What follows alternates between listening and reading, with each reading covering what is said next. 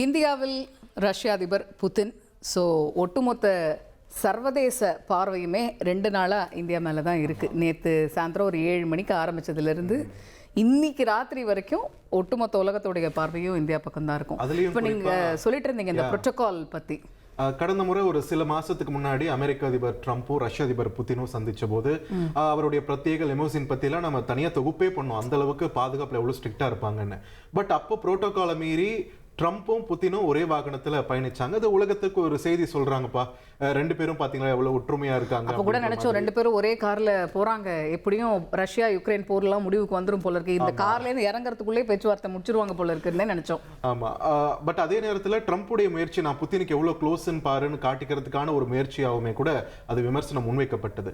இப்போ நேத்து நடந்த சந்திப்பின் போது கூட நம்முடைய பிரதமரும் புரோட்டோகாலை மீறி போய் அவரே நேரடியா போய் வரவேற்றதையும், அதன் பிறகு புதின் அவருடைய வாகனத்துல தான் போவார்னு எதிர்பார்க்கப்பட்ட நிலையில பிரதமரோட சேர்ந்து இங்க நம்ம இந்தியாவோட ஒரு சாதாரண கார், மகாராஷ்டிராவில் ரெஜிஸ்டர் பண்ணப்பட்ட கார், அந்த கார்லயே அவர் போனதுமே கூட நிறைய புருவங்களை உயர்த்துச்சுன்னு சொல்லலாம். அகைன் புரோட்டோகால் மீறும் போது அது ஏதோ ஒரு செய்தியை அவங்க மற்ற நாடுகளுக்கு கடத்துறாங்க அப்படின்றத நம்ம பார்க்கணும். மேலோட்டமா பார்க்கும்போது மேற்குலக நாடுகள் எல்லாமே புத்தினை ஐசோலேட் பண்ணிட்டாங்க அப்படிங்கிற ஒரு பேச்சு இருக்கும்போது, புத்தினோட நான் எவ்வளோ க்ளோஸ் பாரு அப்படின்னு சொல்றதுக்கு ஒரு பக்கம் டொனால்ட் ட்ரம்ப் அவர்களுமே அங்கே ஒரு முயற்சி எடுக்கும்போது, புத்தின் எனக்கு நண்பன் அப்படிங்கிற ஒரு ஆங்கிளை மோடி அவர்கள் எடுக்கிறாருங்கும் போது, ஐசோலேட் பண்ணாலுமே புத்தின் எவ்வளவு சென்டர் ஆஃப் அட்ராக்ஷனா இருக்காரு ஒரு இடத்துல அப்படிங்கறது ரெசிப்ரோகேட் பண்றாரு இந்தியாவை பொறுத்த வரைக்கும் அப்படின்றது தான் இங்க.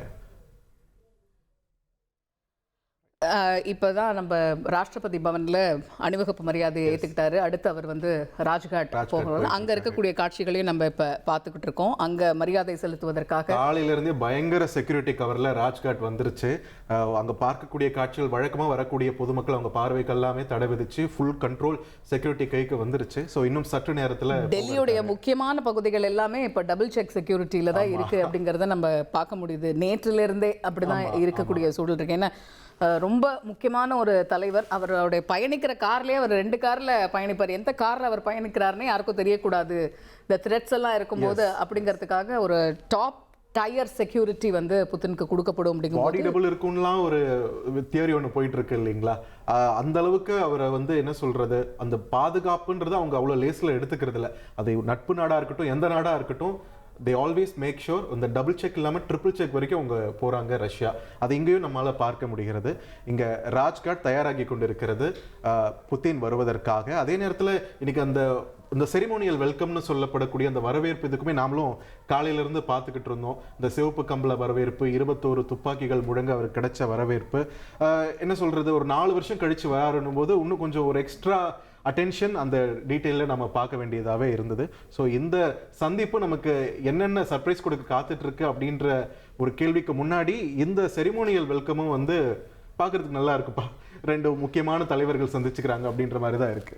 நம்மளுக்கு ஒரு விஷுவல் ட்ரீட்டா இருக்கு இன்னைக்கு ஃபுல் டேவுமே அப்படிங்கறத நம்ம பார்க்கலாம். இதனிடையே ராஜ்காட் மண்டபத்துக்கு வந்திருக்கிறாரு புதின். அங்க மகாத்மா காந்தியுடைய நினைவிடத்துல மரியாதை செலுத்துவதற்காக வருகை தரக்கூடிய காட்சிகளை நம்ம பார்த்துட்டு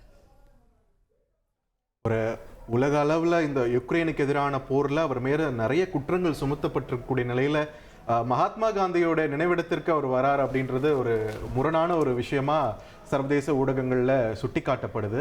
அதே நேரத்தில் புதின் டெவில் மேக்கேர் ஆட்டிடியூடுன்னு சொல்லுவாங்க இல்லைங்களா, எதை பற்றி எனக்கு கவலை இல்லை, நீ எதுனாலும் சொல்லிக்கோ, நான் இப்படிதான்ற ஒரு ஆட்டிடியூட்ல தான் வந்துட்டு இருக்காரு. ஸோ அத்தனை போர் குற்றச்சாட்டுகளையும் தாண்டி அஹிம்சையை பின்பற்றின ஒரு மகாத்மாவோட நினைவிடத்திற்கு வரார் அப்படின்றது ஆமா 2 வெவ்வேறு துருவங்களா இருக்கக்கூடிய ஒரு ஆட்டிடியூடு உள்ள மனிதர்கள். அதுல ஒருத்தர் இன்னொருத்தருடைய நினைவிடத்திற்கு மரியாதை செலுத்தக்கூடிய அந்த காட்சி உண்மையிலே ஒரு நகைமுரண் என்று சொன்னால் கூட அது மிகையாகாது.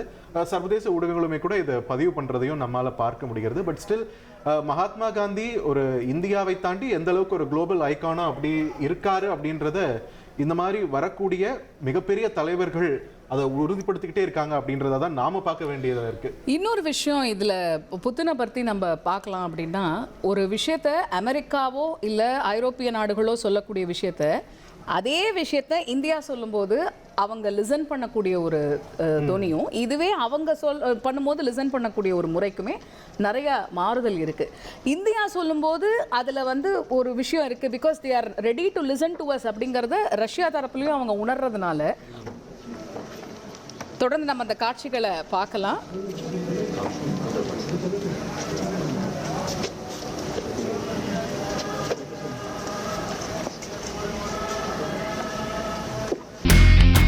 இனி செல்லும் இடமெல்லாம் செய்தி. தந்தி டிவியின் வாட்ஸ்அப் சேனலை ஃபாலோ பண்ணினா செல்ல இருக்கும் இடமெல்லாம் செய்தி. இதோ QR கோட் இப்பவே ஸ்கேன் பண்ணுங்க, ஃபாலோ பண்ணுங்க.